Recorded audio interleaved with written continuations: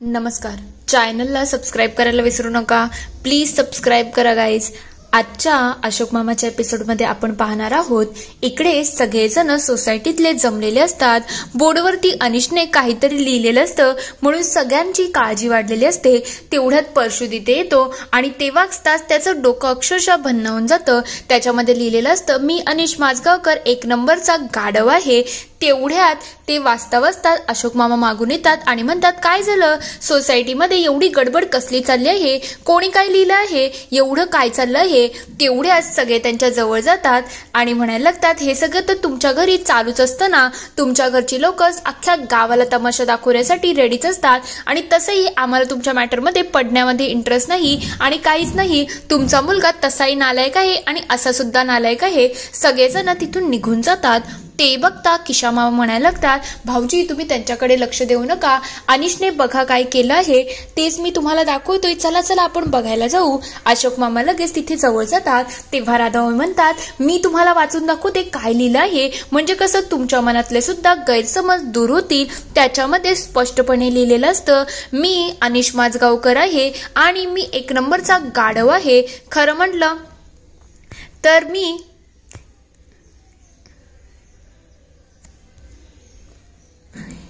मला अक्कल नाही आहे. मी काल जे चुकीचं वागलो त्याच्यासाठी मी सगळ्यांची जाहीर माफी मागत आहे. खरं जमलं तर मला माफ करा. हे सगळं वाचल्यानंतर मामांनाही खूप राग आलेला असतो. तेवढ्यात राधा मामी आणि किशा मामा इकडे अनिशची बाजू घ्यायला लागतात आणि म्हणायला लागतात, बघा बघा भाऊजी, अनिशने कसं सगळ्यांची चुकी केल्यामुळे माफी मागितली आहे. आम्हाला तर मूळबाळ झालं नाही, पण तुमच्याकडे स्वतःचं मूळबाळ आहे. मग तुम्हाला त्याला जपायला पाहिजे. त्याला अंतर देऊ नका. तसंही तो तुमचा पोटचा गोळा आहे. तेव्हा मामा म्हणतात, हे सगळं त्याने भैरवीच्या बाबतीत केलं आहे. मग अशी लोकांची माफी मागून काही उपयोग नाही आहे. त्याला पहिली गोष्ट भैरवीची माफी मागायला पाहिजे आणि आत्ताच्या आत्ता हे सगळं जे तमाशा आहेत ना ते पुसून टाका. राधा मामी लगेच ते पुसायला जात असतात. तेवढ्यात किशा मामा तिला अडवतात आणि म्हणतात, काय चाललंय तुझं? ते म्हटले आणि तू लगेच पुसायला चालली. तुला काही अक्कल बिक्कल आहे की नाही? असं काही करू नको. अनिश बाबूने जे काही लिहिलं आहे ना ते आपल्याला भैरवी पर्यंत पोहोचवायला पाहिजे. तेव्हा जाऊन तर भैरवीला समजेल ना की अनिशने माफी मागितली आहे. दुसरीकडे भैरवी इकडे निलिमा आत्यांना म्हणत असतात, आत्या मी जरा कामानिमित्त बाहेर जात आहे. तेव्हा त्या म्हणतात, अगं मला मोदकामध्ये तुझी हेल्प हवी आहे, तू करशील ना? तेव्हा ती म्हणते, नाही आत्या मला खरंच जमणार नाही. तेव्हा निलिमा आत्या म्हणतात, असं कसं ग? आता तुला याच गोष्टींचा बिझनेस करायचा आहे, मग सगळ्यामध्ये तुला लक्ष तर घालायला पाहिजे ना. तेव्हा ती म्हणते, मला माहिती नाही मला बिझनेस करायचा आहे की नाही, पण आता मला बाहेर जायचं आहे. ती लगेच तिथून निघून जाते. हे सगळं बघितल्यानंतर आत्यांना थोडं टेन्शनच आलेलं असतं की भैरवीचं काय सुरू आहे. भैरवीकडे रागारागामधून तिथून निघून जात असते. तेव्हा किशा आणि राधा मामी तिला अडवण्याचा प्रयत्न करतात, पण भैरवी तिच्या तावातावात असते म्हणून ते निघून जाते. तेवढ्यात राधा मामी म्हणायला लागतात, काय चाललंय तुमचं?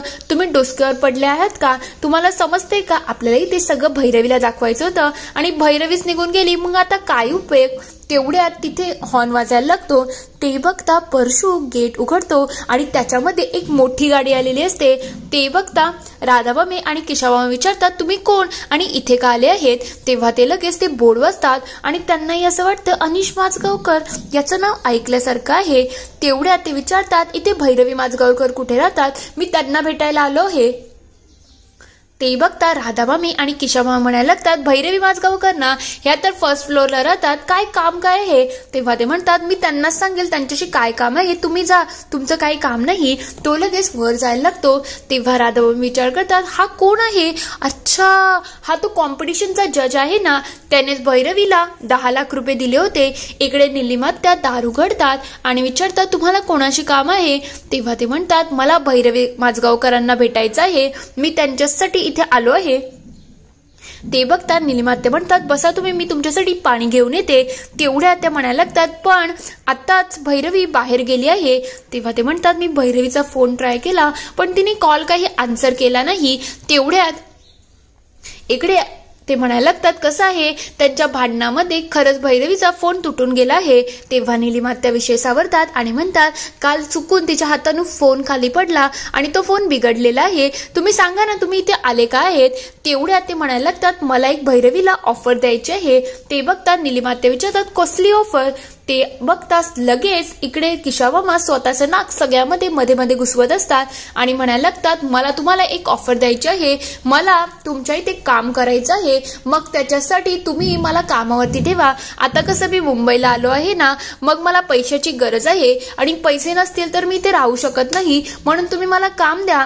तेवढ्यात राधामामी म्हणतात हा मला ही काम द्या, म्हणजे कसं लेडी स्टाफची गरज असेल तर मी सुद्धा मदत करू शकतो. तेव्हा तो विचारतो पण ऑफर काय आहे तुमची. तेव्हा केशव म्हणतात हीच ऑफर आहे, मला काम द्या आणि पगार द्या, बस एवढंच. तेवढ्या ते म्हणतात तुम्ही तर खरंच खूप जोक करत आहात. हे बघता निलिमा त्या विषय सावरतात आणि म्हणायला लागतात तुम्ही सांगा ना तुम्ही इथे का आले आहेत. तेव्हा ते म्हणतात तिने जे प्रोडक्ट बनवलं होतं ना ते मला आवडलेलं आहे आणि माझी उद्या एक प्रेझेंटेशन आहे, मग त्याच्याच मध्ये मला ते प्रोडक्ट वापरायचं आहे, म्हणून भैरवीची मला गरज आहे. तिचे प्रोडक्ट जर मी पुढे जाऊन दाखवलं आणि त्याची मला फ्रँचायझी घ्यायची आहे, तिच्याबरोबर एक प्रकारे मला पार्टनरशिपच करायची आहे. ते बघता केशव म्हणायला लागतात ठीक आहे, आम्ही हे सगळं आहे ना भैरवीला सांगू आणि ते प्रोडक्ट तुमच्यापर्यंत पोहोचू. तेवढ्यात निलिमात्या म्हणतात एक काम करा, हे तर चांगलं आहे पण तुमचा नंबर भैरवीकडे नसेल ना, तो देता का. तेवढ्यात ते कार्ड काढून द्यायलाच लागतात. किशामामा लगेच ते कार्ड स्वतःकडे घेतात. तेव्हा ते म्हणतात याच्यावरती माझा नंबर आहे, भैरवीला मला कॉन्टॅक्ट करायला सांगा आणि आज संध्याकाळपर्यंत समजलं तर चांगलं होईल. तेव्हा केशव म्हणतात हे कार्ड द्यायचे 10 रुपये लागतील. तेव्हा राजन म्हणायला लागतो हे काय चाललं आहे, तुम्ही किती जोक करता, एवढे जोक करू नका, एवढ्या जोकची गरज नाही आहे. पण तेवढ्यात तो विचारतो पण अनिश माझगावकर कोण. तेवढ्यात तिथे अनिश येतो आणि म्हणायला लागतो मीच अनिश माझगावकर आहे. काय झालं, तुम्हाला माझ्या नावाची काय गरज पडली आहे. पण मला तर एक आश्चर्य वाटत आहे, तुमच्यासारखा एवढा मोठं नाव म्हणजे द राजन सुटकनकर इथे भैरवी माझगावकरांना भेटायला आले आहे. तेव्हा ते म्हणतात मी तर भैरवीला ऑफर द्यायला आलो होतो तिच्या प्रोडक्टसाठी. तेव्हा ते म्हणतात त्याच्यासाठी तुम्ही स्वतःहून इथे आले आहेत, ही खरंच खूप मोठी गोष्ट झाली. तुमची नजर कशात आहे. तेव्हा तो म्हणतो माझं काम तर माझ्या कामामध्येच आहे आणि भैरवीचं जे प्रोडक्ट आहे ना ते मला आवडलेलं आहे, त्याच्याचमुळे मी तिला भेटायला आलो आहे.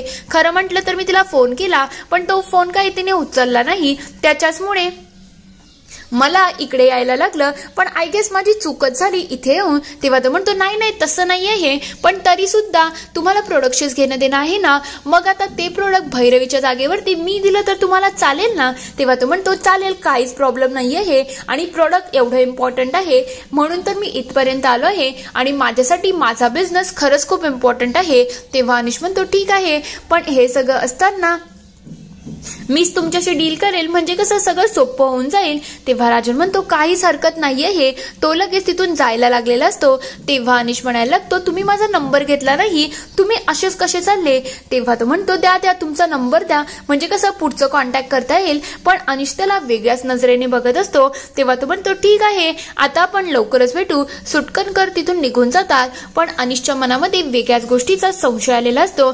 तर दुसरीकडे इकडे देसाई ऑफिसमध्ये आलेले असतात. तेव्हा ते जना आणि तोरणेला उठवतात आणि म्हणतात तुम्हाला माहिती आहे का काय झालं आहे.